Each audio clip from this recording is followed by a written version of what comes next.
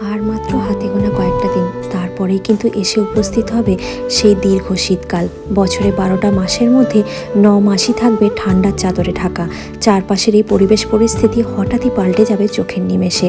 আকাশটা এত মেঘমুক্ত আর নীল দেখাবে না, সারা দিনই থাকবে মেঘে ঢাকা। পড়তে থাকবে অনবরত বৃষ্টি, আর বৃষ্টি কমলেই চারিপাশটা ঢেকে যাবে একদম বরফের চাদরে। গাছপালার এই সবুজগুলো হারিয়ে গিয়ে হঠাৎই গাছগুলো হয়ে যাবে ন্যাড়া, আর চারপাশের এই পরিবেশটা যেন একেবারে লাগবে জনমানব শূন্য। গাছে গাছে পাতা, কচি কচি ঘাস সবই যাবে হারিয়ে। গনগনিয়ে চলতে থাকবে হিটার। বাইরের তাপমাত্রা ছবে তখন -25 থেকে 30 ডিগ্রি। কনকনিয়ে হাড় কাঁপানো ঠান্ডায় মানুষজন তাড়াতাড়ি কাজ ছেড়ে ফিরবেন বাড়িতে।